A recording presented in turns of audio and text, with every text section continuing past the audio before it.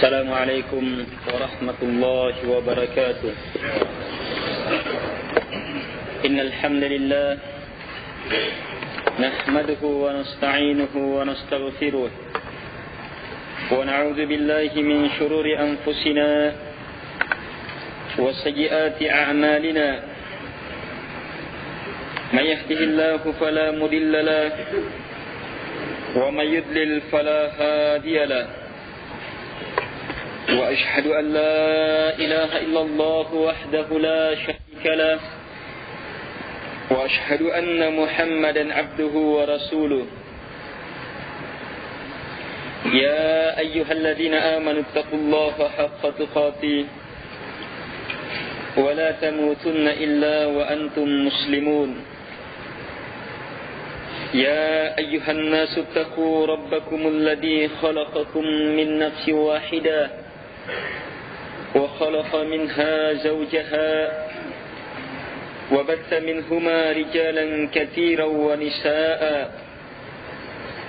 واتقوا الله الذي تساءلون به والأرحام إن الله كان عليكم رقيبا. يا أيها الذين آمنوا اتقوا الله وقولوا قولا سديدا يصلح لكم أعمالكم ويغفر لكم ذنوبكم ومن يطع الله ورسوله فقد فاز فوزا عظيما. أما بعد فإن أصدق الحديث كتاب الله وخير الهدي هدي محمد صلى الله عليه وعلى آله وسلم وشر الأمور محدثاتها وكل محدثة بدعة وكل بدعة ضلالة وكل ضلالة في النار.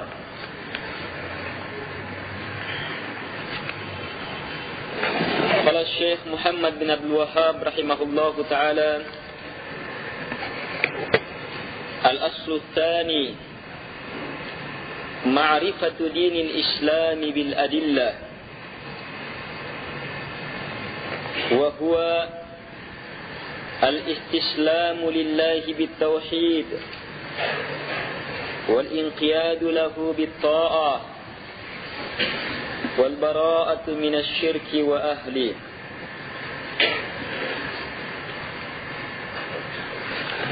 وهو ثلاث مراتب: الإسلام والإيمان والإحسان، وكل مرتبة لها أركان.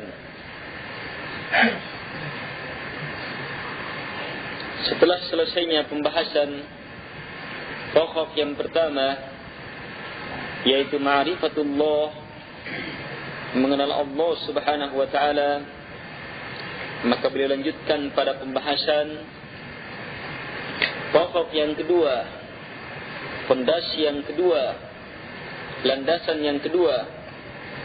Kata beliau, al-aslu tsani, landasan yang kedua adalah ma'rifatu dinil Islam bil adillah, mengenal agama Islam, mengenal agama Islam bil adillah, dengan dalil-dalil.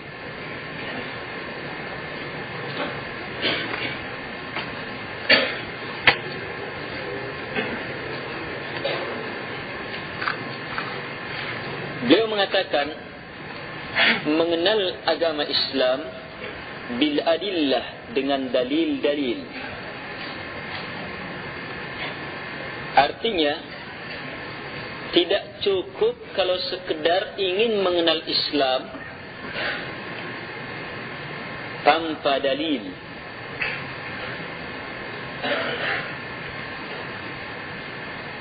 Pengenalan kepada Islam adalah merupakan bukti bahwa kita ingin beragama Islam dengan benar, dengan baik. Pengenalan terhadap Islam adalah bukti bahwa kita betul-betul yakin tak ada agama di sisi Allah Subhanahu wa taala kecuali hanya Dia. Tak ada prinsip, tak ada aturan, tak ada ibadah, tak ada petunjuk kecuali hanya dari agama Islam, dari dinullah Islam ini. Karena itu kita pun kenali. Sebab kita yakini tidak ada petunjuk kecuali hanya dengannya.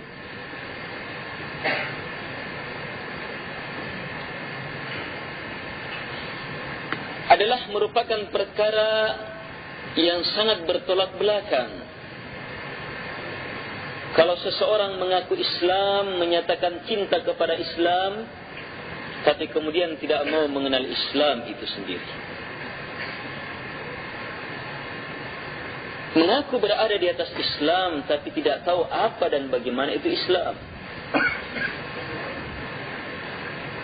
Mengaku cinta terhadap Islam, meyakini kebenaran Islam, tapi tidak mau mempelajari Islam.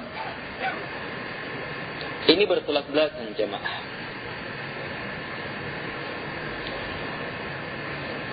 Orang yang mengenal sesuatu dengan keyakinan bahawa sesuatu itu adalah kebenaran, kalau keyakinannya benar, maka pasti dia akan pelajari sesuatu itu. Tidak boleh tidak, pasti. Kalau tidak, maka dusta atau rendah keyakinannya. Rendahnya keyakinan atau rusaknya keyakinan yang menyebabkan seseorang tidak mau mengenal apa yang dia akui, dia yakini katanya sebagai kebenaran.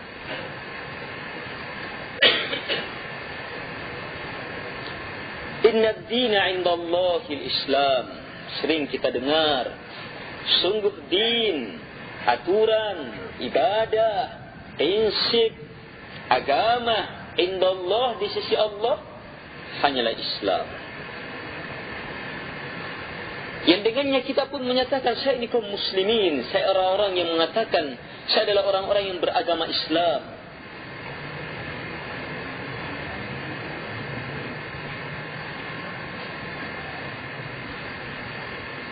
Kalau memang benar keyakinan kita terhadap ayat ini, maka kita harus mempelajari Islam.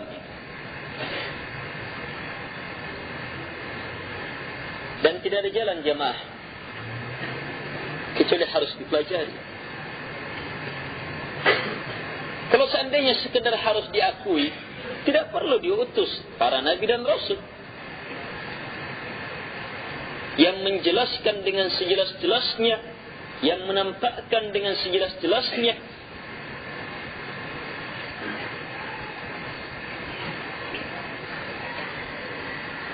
Kalau seandainya hanya sekedar diakui, maka tidak akan mungkin ada musuh-musuh Allah Subhanahu wa ta'ala.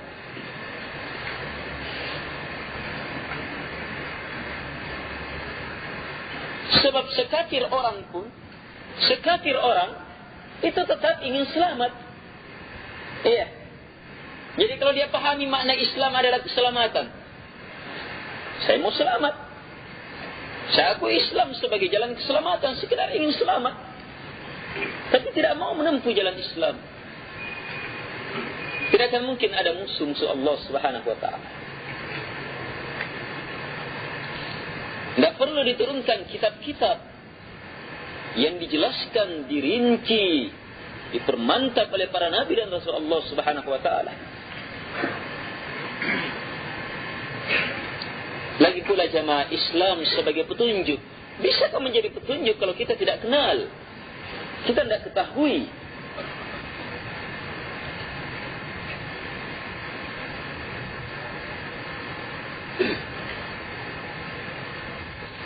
Semua cita-cita orang yang betul-betul dia bersungguh-sungguh dalam cita-citanya, maka pasti dia awali dengan mempelajari jalan situ.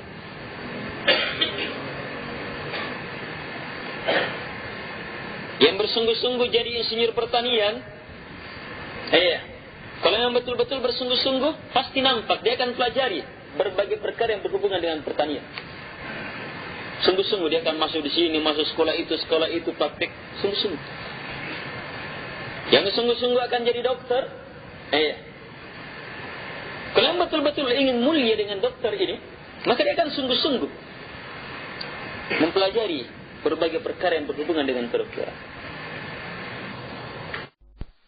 Dan semua cita-cita manusia adalah sirna.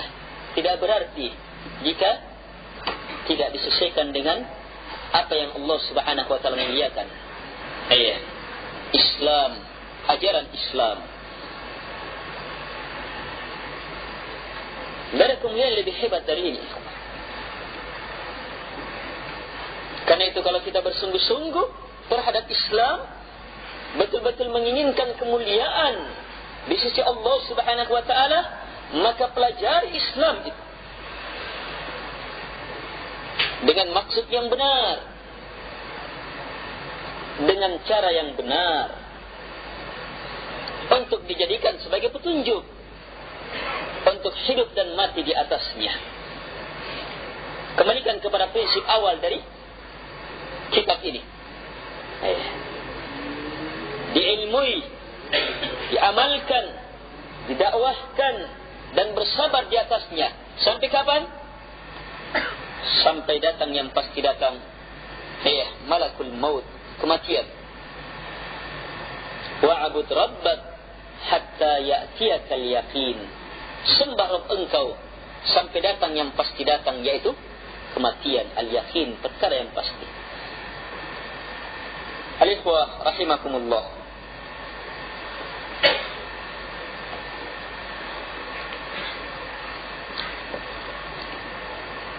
Kadang seseorang sudah Allah Subhanahu wa taala beri kesadaran untuk kembali kepada Islam. Sudah Allah Subhanahu wa taala buka pintu-pintu hidayah,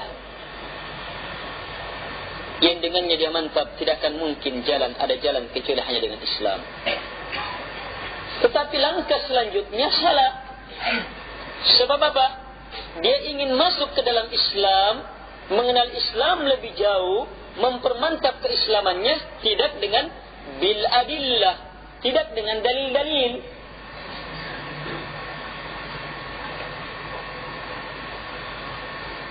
Harus bil adillah, dengan dalil-dalil.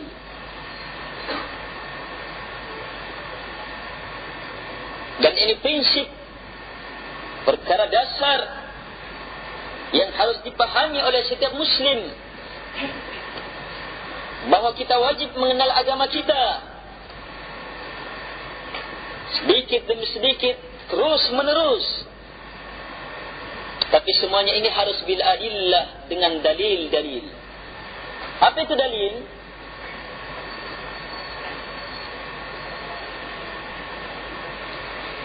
Dalil ma yadullu alal matlub,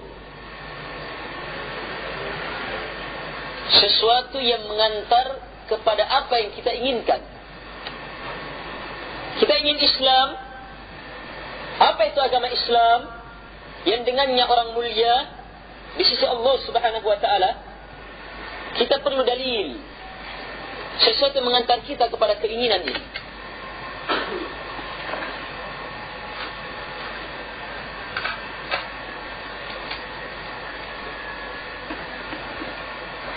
Jadi keislaman adalah kemuliaan di sisi Allah Subhanahu wa taala. Keislaman adalah jalan kepada Allah Subhanahu wa taala. Keislaman adalah jalan untuk mendapatkan ridha Allah, selamat dari murka Allah Subhanahu wa taala. Tapi semuanya ini perlu dalil.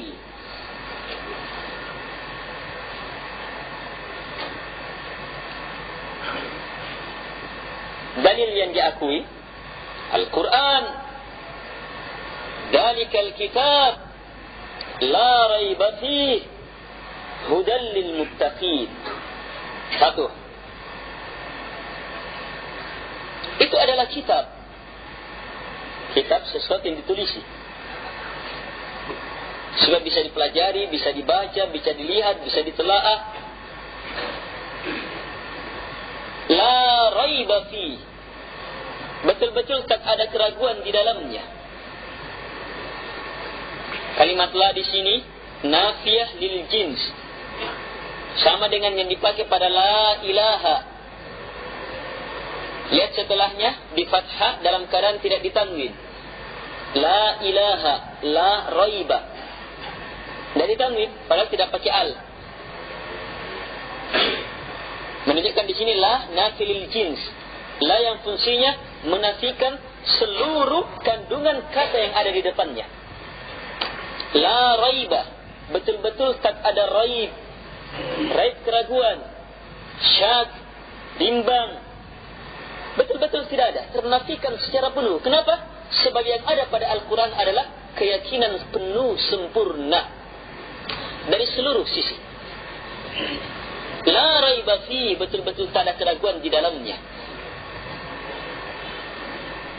Lihat selanjutnya, hudal lil muttaqin. Hudanya, petunjuknya. Siapa? Al-muttaqin, orang-orang yang bertakwa. Siapa orang bertakwa? Inna akramakum indallahi atqakum. Sungguh yang paling mulia di sisi Allah di antara kalian adalah yang paling takwa. Iya. Orang yang bertakwa adalah orang yang paling mulia di sisi Allah Subhanahu wa taala. Sementara petunjuk mereka Allah sudah gariskan. Hudal lil muttaqin. Petunjuknya orang bertakwa adalah kitab yang tak ada keraguan di dalamnya. Luar biasa jamaah. Ini dalil tenang seseorang untuk melangkah kepada sesuatu. Sebab tidak ada keraguan di dalamnya. Tidak ada kekhawatiran di dalamnya.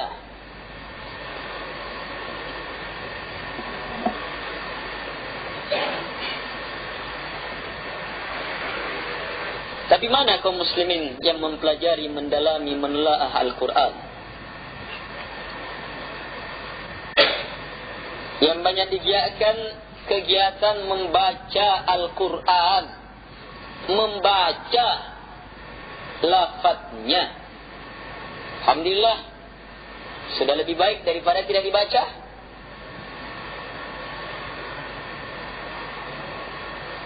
Tapi Al-Quran diturunkan bukan sekedar untuk dibaca.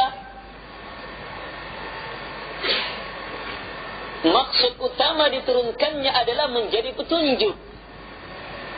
Tidak bisa jadi petunjuk kalau tidak dipahami.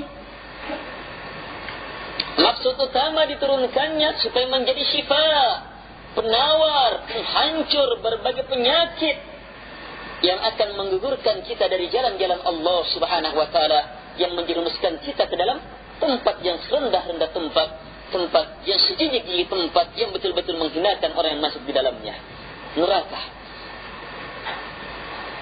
Penyakit-penyakit ini harus gugur dengan syifa, penawar yang tidak ada keraguan di dalamnya, pasti menggugurkan.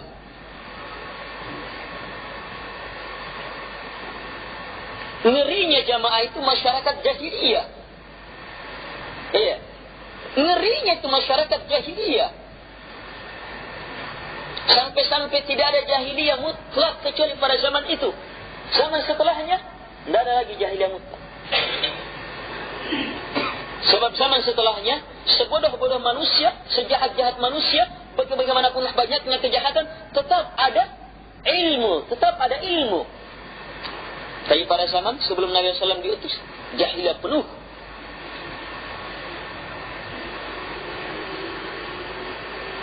Di sanalah kita mutlakkan kalimat zaman jahiliyah. Kalau sekarang tidak boleh kita katakan zaman ini adalah zaman jahiliyah. Ini kalimat bahaya ini. Kalimat mengkafirkan seluruhnya.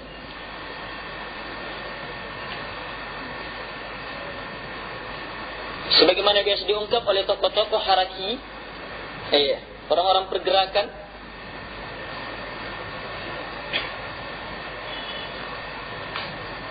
bahaya yang seperti itu. Lihat ngerinya keadaan zaman jahiliyah itu. Tapi Masya Allah, kehebatan, keluar biasaan apa yang Allah Subhanahu wa ta'ala turunkan, mampu menggugurkan, membersihkan kotoran dan penyakit yang mengidap dalam diri mereka.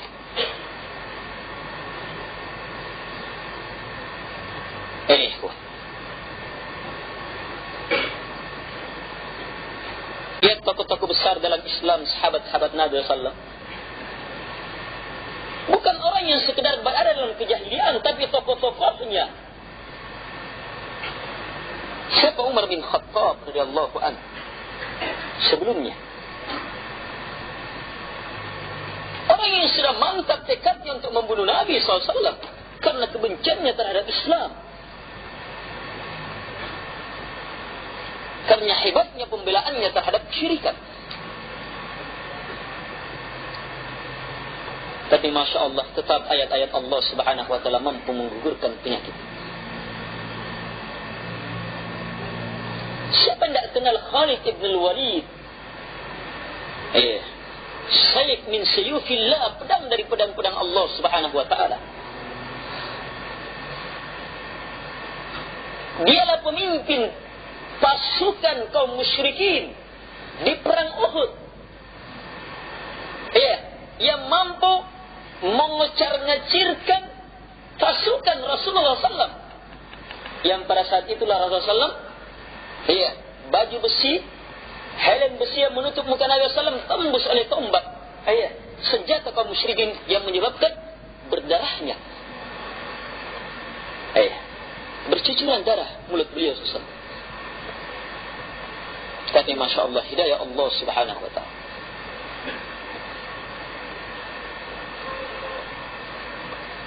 Demikian banyak sahabat.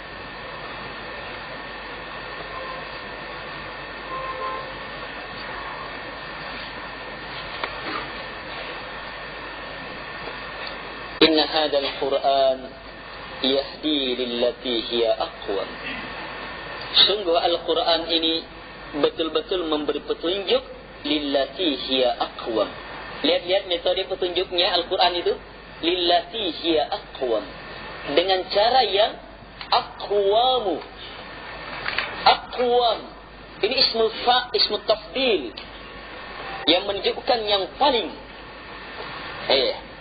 yang paling tegak, paling sempurna, paling baik, paling hebat, paling lengkap, paling cepat mengantar kepada kemuliaan, paling luar biasa hasilnya, paling dalam seluruh tinjauan kemuliaan dalam petunjuk. Aqwam.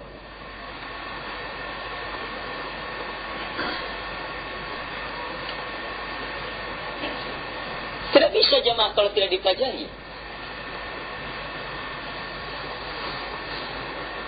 Kalau kita tahu ini dalilnya, lihat maunya. Kan dalil kan menuntun ya. Dalil itu menuntun kita supaya kita berada di atas Islam, jalan yang lurus itu. Al-Quran menuntun kita ke kanan, kanan, kiri, kiri, lurus, lurus. Kalau halal, halal, haram, haram. Kalau Al-Quran mempertakuti kita, takut kita. Kalau dia mengajak kita, maka harus kita bersemangat. Ini namanya jadi petunjuk. Kalau Al-Quran memberitakan kepada kita, harus kita yakini, harus kita percaya. Ini namanya jadi petunjuk. Dia betul-betul jadi dalil namanya. Sejahat apapun manusia, kalau dia mau menerima Al-Quran, maka akan gugur kejahatan itu. Sebab tidak akan ada yang bisa menahan kekuatan dahsyat luar biasa itu. Walau anzalna hadzal Qur'ana ala jabal la ra'aitahu khashi'a mutasaddi'a min khasyatillah. Seandainya kami turunkan Al-Quran ini ke gunung, lihat. Seandainya kami turunkan Al-Quran ini ke gunung, tidak ada mengalahkan yang nampak bagi kita. Perkara yang menunjukkan kekokohan, ketinggian, pokoknya kerasnya dari gunung itu. Batu kumpulan gunung. Gunung adalah kumpulan batu.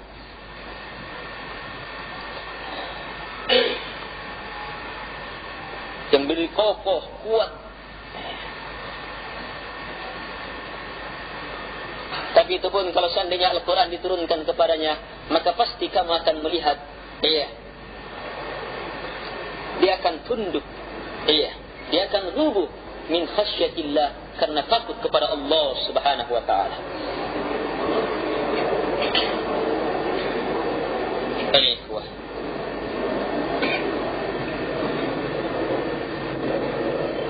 bil adillah, kenali Islam bil adillah, dengan dalil-dalil, bukan perkataan orang.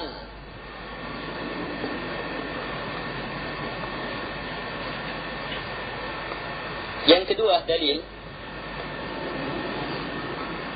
as-sunnah. Allah Subhanahu wa taala berfirman, "Wa may yuti'ir rasula faqad ata'a Allah." Siapa yang mentaati Rasulullah sallallahu maka sungguh telah taat kepada Allah Subhanahu wa taala. Allah Subhanahu wa taala berfirman, "Wa ma ataakumur rasulu fakhudhu wa ma nahakum anhu fantahu." Semua yang didatangkan oleh Nabi SAW maka ambil. Dan semua yang dilarang oleh Nabi SAW maka tinggalkan. Semuanya. Hadits ahad, hadits mutawatir, istilah.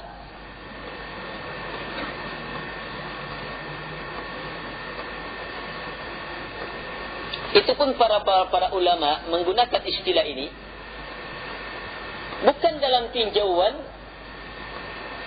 sebagaimana yang dipahami orang-orang belakangan, yang akhirnya kalau hadisnya hadis ahad jangan dipakai dalam akidah.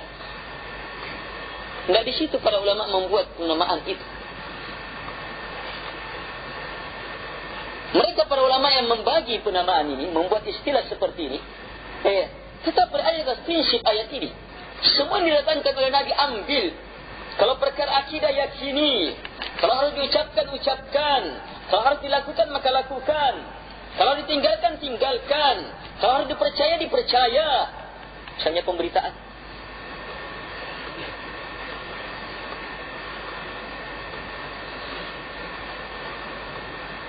Ambil seluruhnya.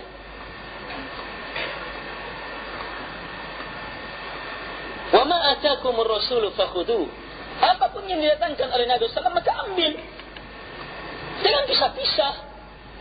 Kalau haditsnya ahad dalam perkara akidah saya tidak terima. Tapi kalau dalam perkara ibadah, sholat, puasa, saya terima. Ini di mana beragama seperti ini? Meninggalkan sebagian dalil, mengambil sebagian dalil. Ingat, di antara orang kafir yang Allah sebutkan dalam Al-Quran adalah mereka-mereka yang beriman terhadap sebahagian kandungan ayat-ayat Allah Subhanahu wa taala dan mengkafiri, mengingkari sebagian.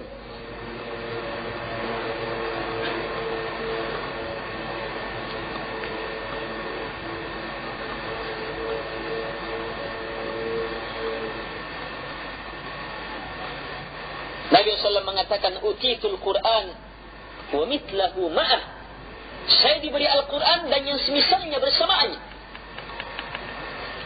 Jadi bukan hanya Al-Quran pedoman kita. Iya. Ada yang merupakan juga kekuatan landasan dalam Islam. Itulah sunnah Rasulullah SAW yang mencakup perkataan Nabi, perbuatan Nabi, dan takrir pembenaran Rasulullah sallallahu alaihi wasallam.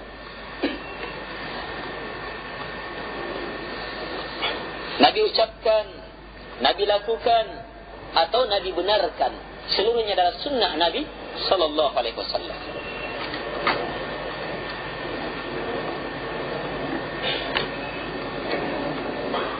Allah Subhanahu wa taala berfirman, "Wa ma yantiqu 'anil hawa in huwa illa wahyu yuha." Tidak ada yang beliau ucapkan dari hawa. Tidak ada yang beliau ucapkan dari hawa. Apa yang beliau ucapkan hanyalah wahyu yang diwahyukan kepada beliau. Jadi sunnah Nabi SAW adalah wahyu pula. Wa ma yantiqu 'anil hawa. Tidak ada yang beliau ucapkan itu dari hawa. Iya. Apa yang beliau ucapkan hanyalah wahyu yuha, wahyu yang diwahyukan. Ada wahyu berupa Al-Quran, ada wahyu berupa sunnah Nabi SAW. Seluruhnya adalah keterangan dari Allah Subhanahu wa taala. Dan prinsip kita, al-haqqu mir rabbik fala takunanna minal mumtarin. Kebenaran itu datangnya dari Rabb engkau, maka jangan sekali-sekali kamu termasuk orang-orang yang ragu. Ragu terhadap sunnah Nabi SAW, maka ragu terhadap Al-Quran. Sebab terlalu banyak ayat-ayat yang mengharuskan, mewajibkan seseorang untuk mentaati Rasulullah SAW. Bahkan betapa banyak Allah Subhanahu wa taala menggandengkan perintah taat kepada Allah dan taat kepada Rasulnya.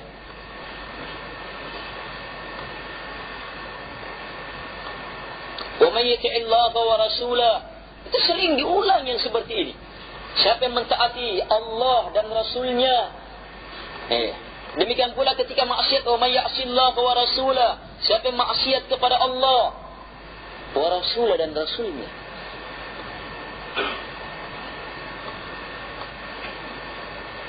Ingin mengenal Islam, ambil dari dua sumber. Semua dalil kembali kepada dua sumber ini. Yang ketiga disebutkan ijma'. Kesepakatan diambil dari hadis Nabi SAW. La yajtami'u ummati ala dalalah. Nabi SAW bersabda,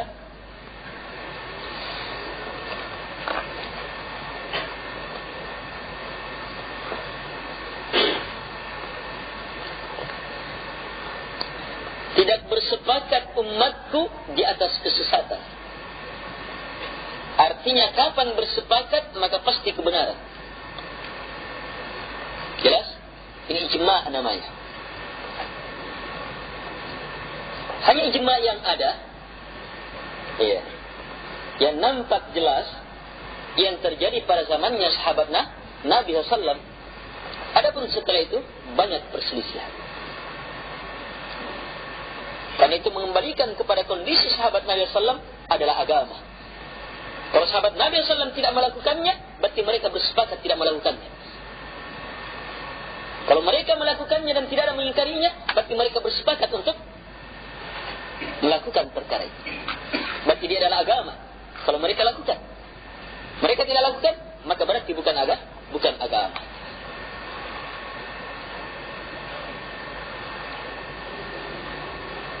Ini dalil dalam beragama. Jadi ingin mengenal Islam, tahu ajaran Islam, yang harus kita yakini, yang harus kita jadikan petunjuk, yang dengannya kita bangga, yang dengannya kita harapkan kebaikan di sisi Allah, ini kan Islam. Semua ini harus dikenal dengan dalil-dalil. Tidak ada dalilnya, maka tolak. Siapapun yang mengatakannya, siapapun yang melakukannya, berapa banyak pun orang yang melakukannya, maka tinggalkan. Wa in tuti' aktsara man fil ard yudilluka an sabilillah. Jika engkau ya Muhammad SAW mengikuti kebanyakan manusia di muka bumi, maka mereka akan menyesatkan kamu dari jalan Allah Subhanahu wa taala.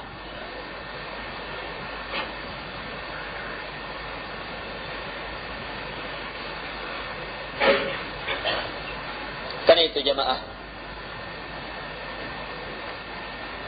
perlahan-lahan, sedikit demi sedikit, at-ta'anni, niatnya, tekadnya, keikhlasannya, maksudnya betul-betul mantap kepada Allah karena Allah Subhanahu wa taala sudah. Perlahan-lahan kita tempuh, pelajari Quran, pelajari sunnah. Supaya apa? Keyakinan kita yang kita anggap sebagai agama, ucapan kita yang kita anggap sebagai agama, perbuatan kita yang kita anggap sebagai agama, usaha kita yang kita anggap sebagai agama, pengorbanan kita kepada sesuatu yang mana kita anggap dia sebagai agama, harta kita jalankan yang kita anggap sebagai agama, itu betul-betul adalah agama, betul-betul merupakan agama Islam.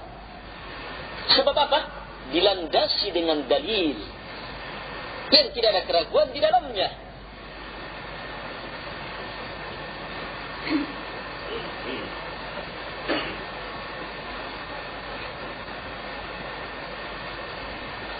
Kalau semua orang seperti ini jamaah, maka Masya Allah,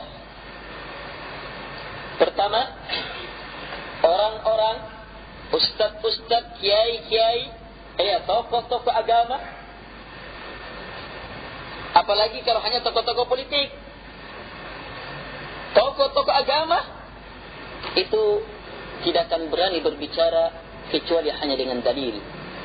Kalau memang yang diajar itu prinsipnya ini, tidak mau terima kecuali dengan dalil, keterangan. Ya, tapi karena dasar masyarakatnya memang suka dibodoh-bodohi. Karena memang prinsipnya prinsip rendah, mengambil semua pendapat manusia, mengambil semua hawa nafsu manusia, mengambil, tidak mau menyeleksi mana yang benar, mana yang bersumber dari kebenaran, maka akan disesat.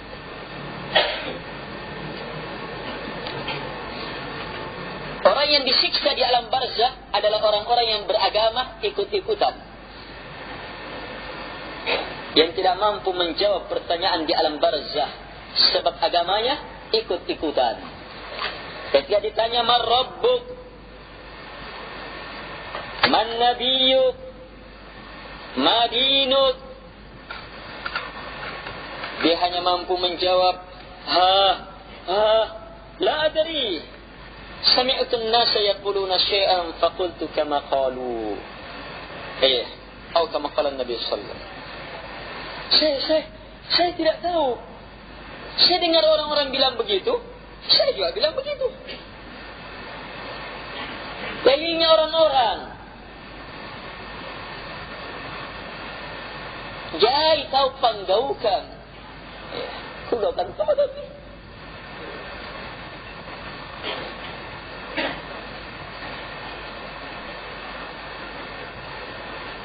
Tidak seperti itu orang beragama. Beragama di atas dalil. Siapapun yang berkata, maka dia tidak lewat dari hamba dan pengikut Muhammad SAW. Hamba Allah, pengikut Muhammad SAW. Semua selain Nabi sehebat-hebatnya, hamba Allah harus tunduk kepada Allah dan pengikut Muhammad SAW. Kalau memang baik dia. Dan kalau namanya pengikut, harus ikut kepada Muhammad SAW. Jadi pengikut Muhammad SAW. Jangan menjadi pengikut orang-orang. Saya pengikutnya Ustadz ini. Ini kalimat-kalimat seperti ini jamaah ditiadakan.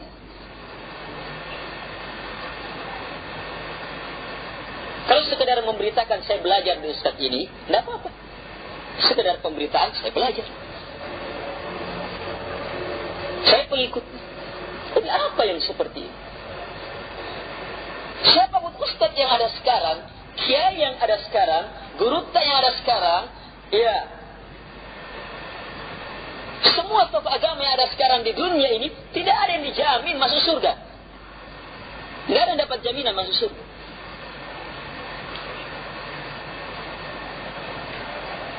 Mau ikuti orang yang tidak ada jaminannya? Goblok namanya.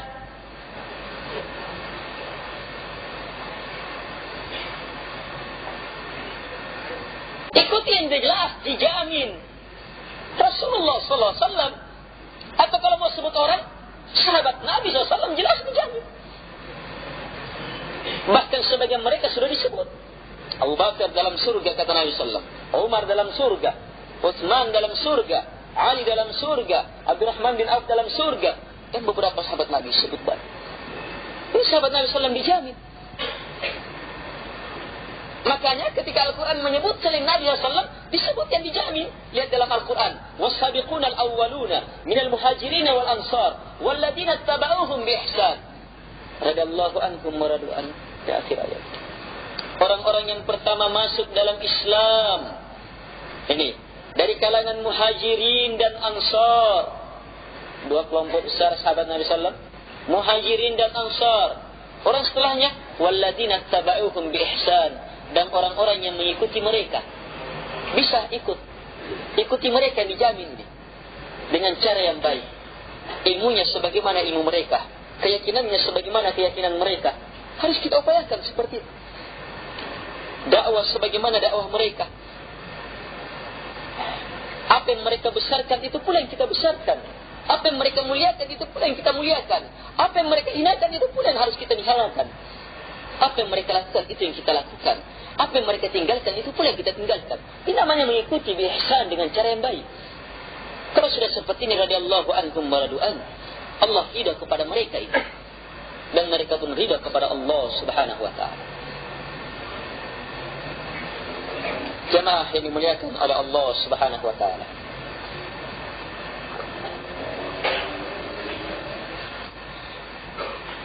Para ulama jamaah, kalau memang ulama ya, para ulama yang benar-benar ulama tetap manusia, bisa salah, bisa benar,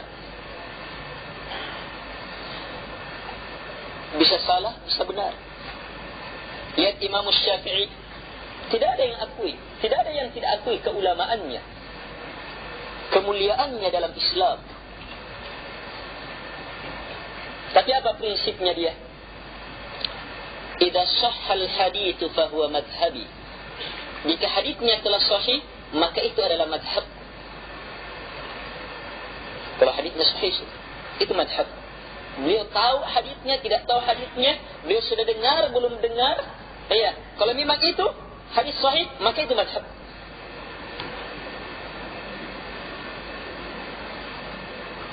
Banyak kalimat-kalimat beliau yang maknanya mengarah seperti ini. Misalnya beliau mengatakan, jika ada hadis yang sahih yang menyelisihi apa yang saya telah tulis, kalau sudah ditulis itu seleksi tetap itu baru keluar dalam kitab. Kalau sekedar disampaikan fatwa dan semisalnya, itu masih diteliti dia. Ini sudah dimasukkan dalam kitab, tapi itu pun beliau tidak jamin dirinya. Kalau ada hadis yang sahih dan menyelisihi apa yang saya telah tulis, maka campakkan apa yang saya telah tulis. Ambil hadis itu, maka itulah madhabku. Banyak orang yang mengaku Syafi'i, tapi tidak berada di atas prinsip-prinsipnya Imam Syafi'i. Keluar dari akidah Imam Syafi'i, keluar dari prinsip-prinsip Imam Syafi'i dalam beragama. Imam Ahmad pun mengatakan demikian. Idza sahhal hadits fa huwa madhhabi. Jika hadis telah sahih, maka itu adalah madhabku. Imam Malik sebelumnya juga mengatakan demikian. Idza sahhal hadits fa huwa madhhabi.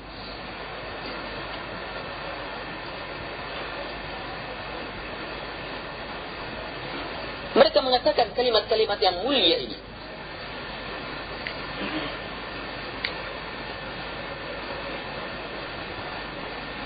Imam Malik mengatakan, pernah mengatakan dan menyebutkan beberapa ulama besar pada zamannya yang diakui oleh kaum muslimin keulamaannya.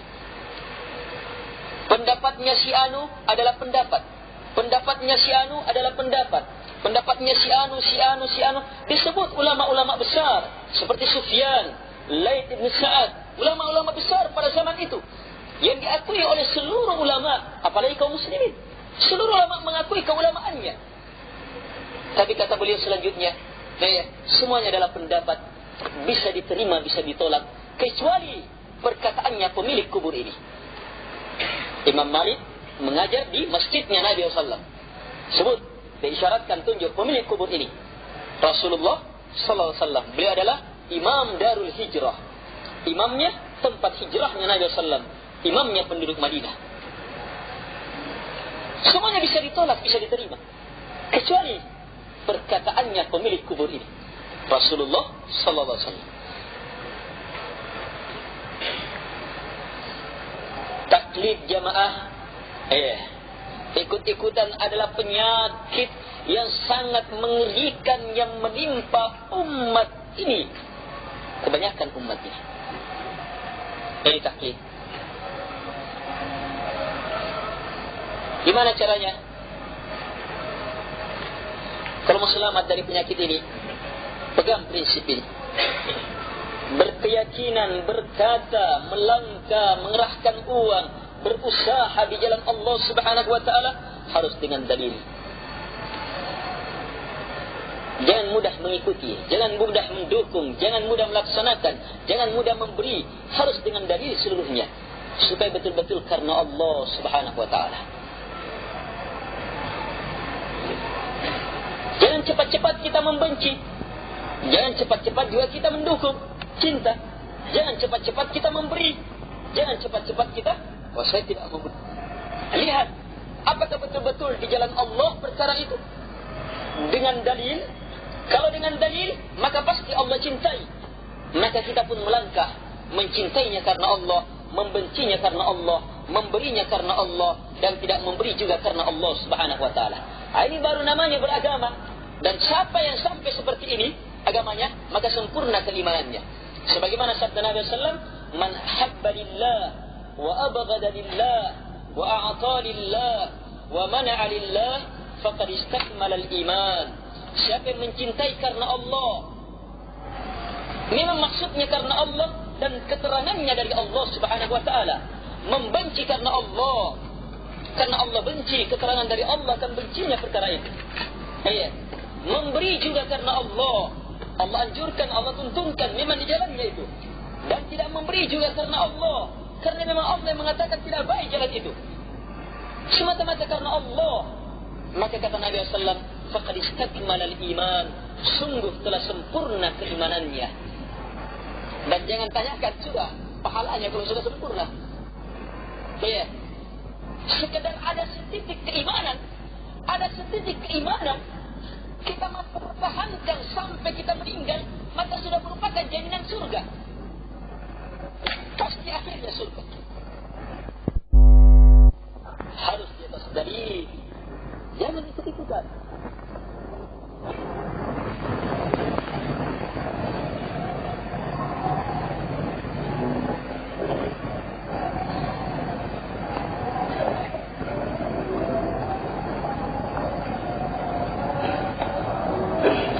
Dalam beragama ada dua kelompok sesat.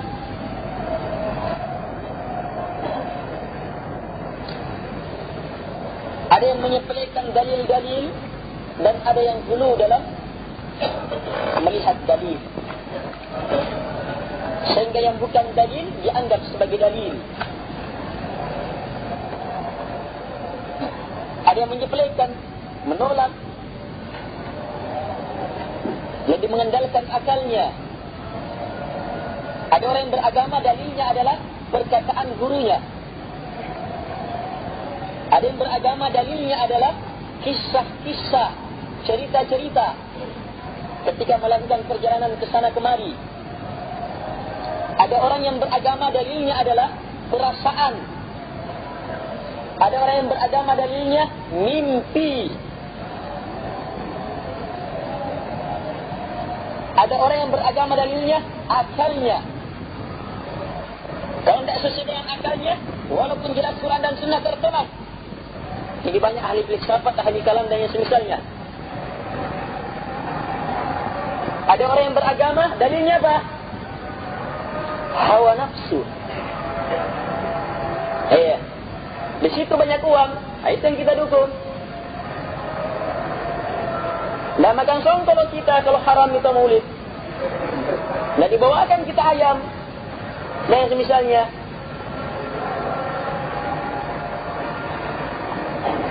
Kalian juga bercampur. Sudah bercampur dengan hawa nafsu, sudah bercampur dengan akal, sudah bercampur dengan istiadat, sudah bercampur dengan perasaan. Ini lebih mengerikan lagi kalau sudah campur-campur dalil-dalil pala itu.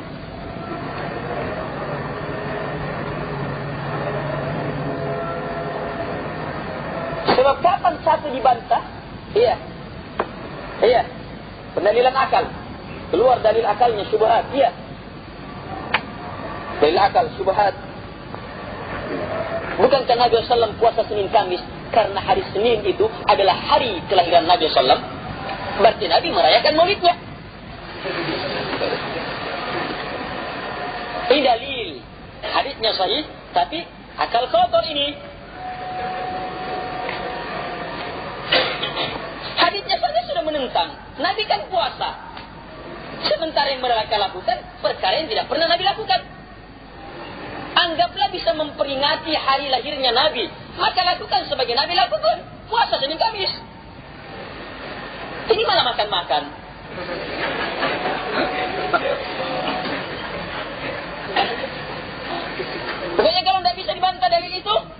perasaan.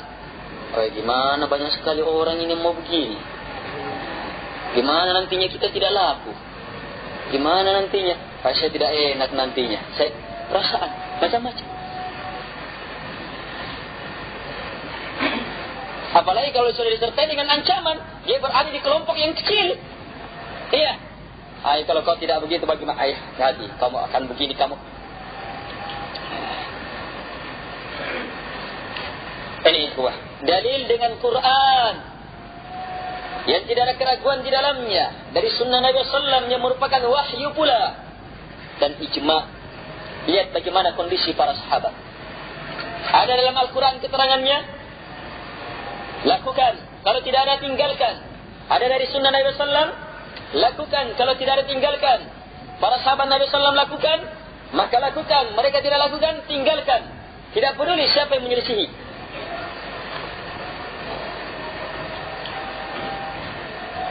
Sini beragama jamaah.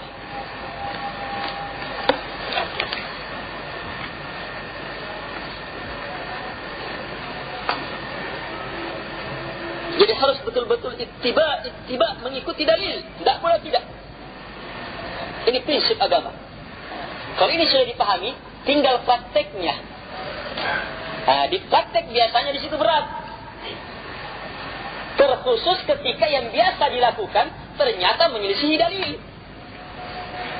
Kadang orang sudah ditanya, kita beragama apa? Quran, hadis? Iya, Quran, hadis.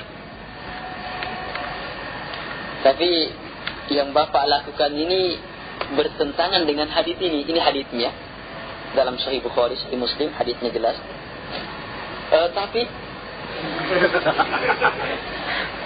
Tapi ini bahaya ini, tapi ini. Kalimat tapi ini bahaya ini.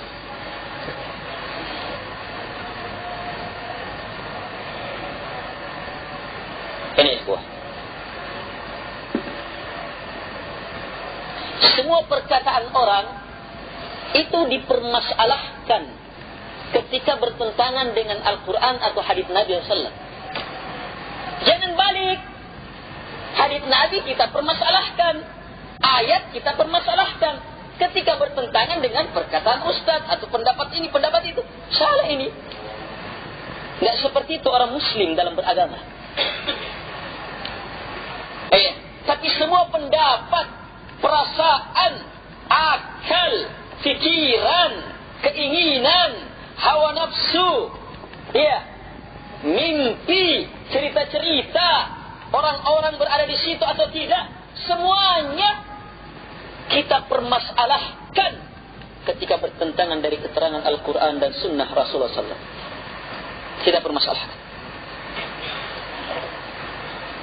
Ini prinsip dasar. Pegangi prinsip ini dalam beragama, kemudian praktekkan. Dalam praktek, di situ dilihat nilai kita di sisi Allah Subhanahu Wa Taala. Dalam praktek dilihat nilai kita di sisi Allah Subhanahu Wa Taala. Ketika ayat sampai dan kita tahu maknanya, benar pemaparan maknanya, bagaimana kekuatan yakin kita? Gimana kekuatan pelaksanaan kita? Terhadap ayat itu, terhadap hadits Nabi SAW. Ketika kita tahu ini haditsnya sahih, kita tahu maknanya jelas, kita yakin bahwa seperti ini maknanya. Kalau sudah jelas, maka gimana keyakinan kita? Gimana pengamalan kita? Gimana kekuatan dakwah kita terhadap perkara itu? Mampukah kita bersabar di atasnya? Kembali kepada pokok yang pertama itu. Sebutkan. Diukur dengan ilmu kita, keyakinan kita, amalan kita, kesabaran kita, dakwah kita dan kesabaran kita di atas perkara itu. Ini ukuran nilai kita di sisi Allah Subhanahu Wa Taala. Baik. Insyaallah ini cukup ya.